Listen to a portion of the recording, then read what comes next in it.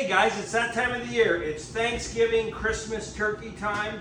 So we're going to be building our own brine from scratch to show you how to do that. I know you can buy these kits, but there's nothing better than homemade from scratch.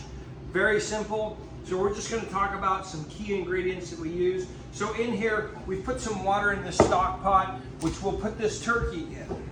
Now, you don't need to fill this thing all the way up because when you put the turkey in, it's going to displace the water and come around.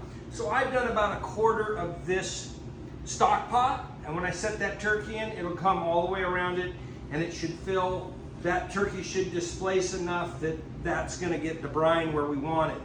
So the things that I like to use, I'm going to use some chopped garlic. I chop the garlic to release all the oils. Same thing with this here. We've cut this up a little bit. That's just to release the oil out of the parsleys. We're going to take this rosemary, and I'm just going to kind of twist it and break those leaves a little when I put that in. And the reason why we do that, open those oils up again. You smell your hands, it smells like rosemary.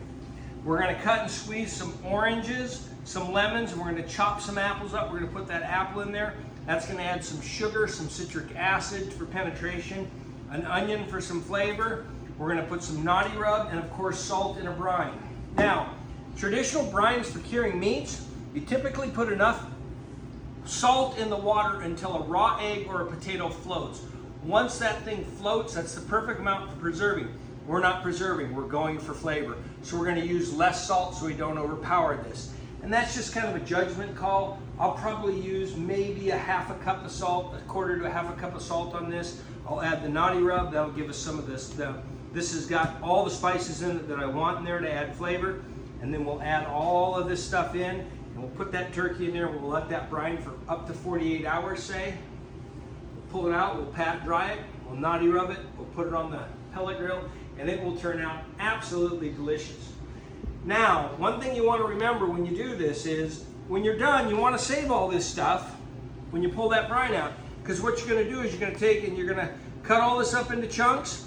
If you're not using stuffing inside because the stuffing gets soft, you want to pack your turkey, the inside of your bird, with all these ingredients so it'll keep it moist while it's cooking, and it'll also throw off a bit of flavor with all that. So you can choose to use these ingredients to stuff the bird with to keep it moist during the cook, or if you want to use stuffing, you can certainly use the stuffing. But don't throw all this away because it is useful there.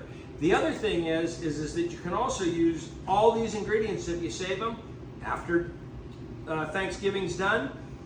You can take the carcass of the bird and you can put all that inside of a stock pot, and you can make some of the best flavorful turkey broth you've ever had homemade by using all these same ingredients. Again, just take them out, put them in a stock pot, rinse them off, clean water, put them in, take your carcass, boil that for 4 or 5 hours with your carcass, and man, is it delicious. So anyhow, we're just going to kind of get started building this.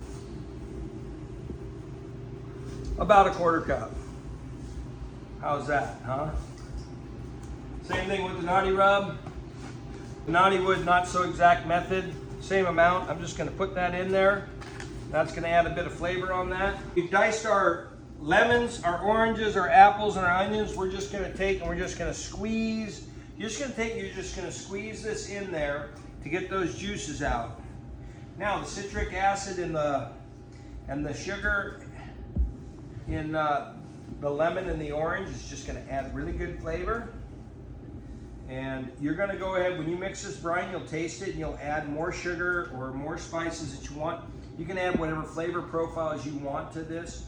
We just happen to add what we have. We use the nutty rub because the nutty rub already has most of those spices. It has things like curry in it and nutmeg and all these wonderful spices that make all this stuff taste so good.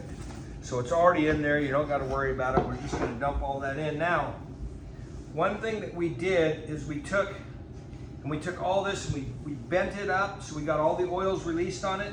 We've got an industrial mixer. We're just going to take, and we're going to get a little crazy with that. And we're just going to mix that like so. And then you're there.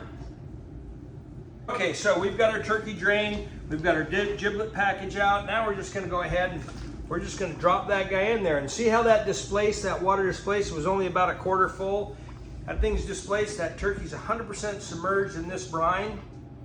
And now you can just put that in the fridge for 24 to 48 hours. Pull it out, but remember to keep all this stuff when you're done, because if you can pack that inside the turkey when you're cooking on your pellet grill, it'll keep it nice and moist. And when you're done with everything, even after you're done with the carcass, don't throw all that away, because when you're done, you can put the carcass and all the bones into a stock pot and boil that for about 4 hours in about the same amount of water, and that will make the best soup stock you've ever had. Happy grilling.